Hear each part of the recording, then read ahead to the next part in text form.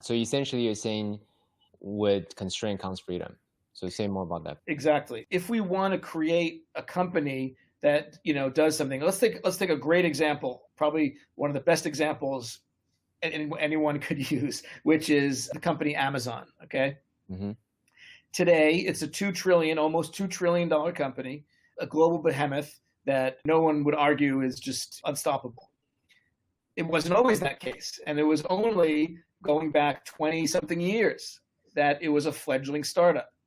And at that time, Jeff Bezos started selling only one category of products, which was, of course, books.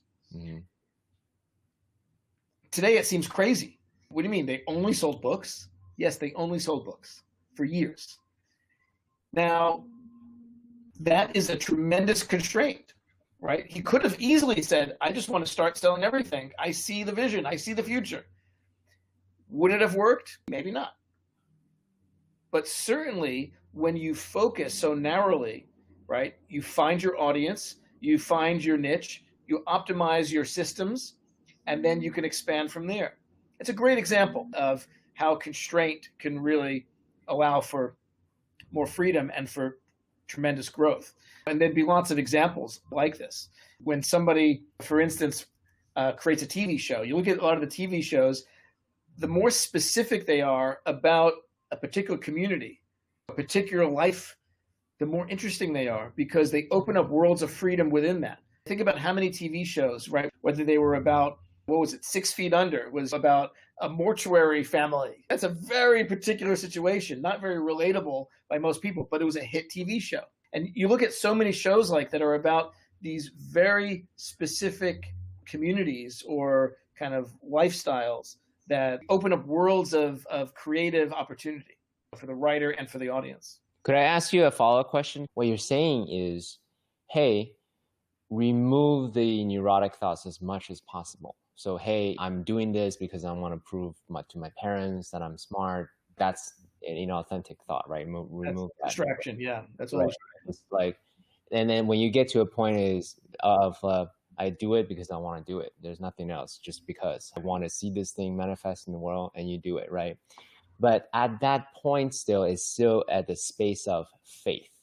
I think this is good. I trust in me. I trust in the whoever audience. I think if I like it, other audience like me will probably like it too. Yeah. I'm gonna do it. And when you get to some level of success or audience size, then you can look back and say, oh, that was a breakthrough idea. So you don't look forward and say, this show, this thing, this concert, this product is a breakthrough idea, and just move forward. It's more breakthrough ideas looking back. Yeah, let's go through it a little more deeply. Like, Sure. For instance, why do we want to start something to begin with? What is the impetus? What's the drive for the initial reason? Mm-hmm. Now, most good or great companies start with, of course, the classic, right? You're either making something better, faster, cheaper, all that kind of stuff. But ultimately, solving some kind of real problem that somebody has. Okay. And you got to be solving a problem for someone to be willing to pay for it. Sure. Right? Or to spend their time on it, or just Sure. to engage in it. Now, typically, if you're just solving a problem, that could be a good business. But what makes a great business is if that solution, if the problem itself relates to a core value that you have. Okay? Mm-hmm. With the companies that I had built in the technology world, they all had something in common, which was they all connected different kinds of people for different purposes that those communities had, right? In the case of EarthWeb, it was connecting technology professionals to share code, ideas, and information to help them get their jobs done faster and better. In the case of Dice.com, it was actually connecting employers with candidates more efficiently than anyone had done before, so that efficiency was made. With iAmplify, it was about connecting people who wanted to learn certain things with the best teachers for that with the content. And with Mindtravel, right, is purely about connection, right? That is the ultimate value of Mindtravel.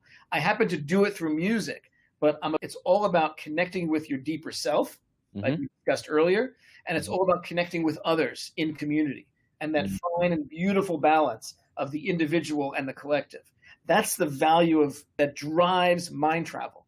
So if you look at my consistency in expressing my values through my works, my projects, my companies, my expressions in the world, then there's a consistency there. Okay. So if somebody has an idea, but let's say it's divorced from their true value, or it just doesn't really resonate with their deepest values. It's Because they saw a pot of cash. That's it. yeah, they think it can definitely make money. It's a winner. Awesome. Yeah, yeah, Again, it could work. It could be good. yeah. But will it have the longevity? Will they have the energy to really see it through? Because I got to tell you, when you're an entrepreneur facing those headwinds, and those headwinds are strong, it's so easy to get deterred. And the only thing that's going to get you through it to the other side is going to be complete, relentless pursuit of the goal in a completely unreasonable way. And that's why you have to be a little crazy, a little nuts to do that to begin with. It's not for most people. I don't think it's for most people. But for the people who do it, it's so rewarding. The challenge, the journey itself is rewarding. It's not just about the exit or the payday. The whole thing is beautiful in and of itself.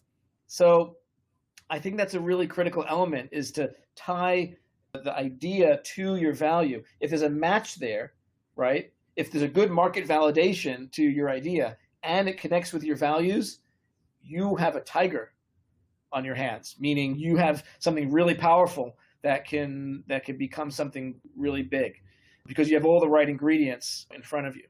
And so that's where passion and purpose come from. If you're on purpose, what does that mean? If you're living a life that's on purpose, right? That means that your values are coincident with your actions. That's what that means. It's a very powerful place to operate from.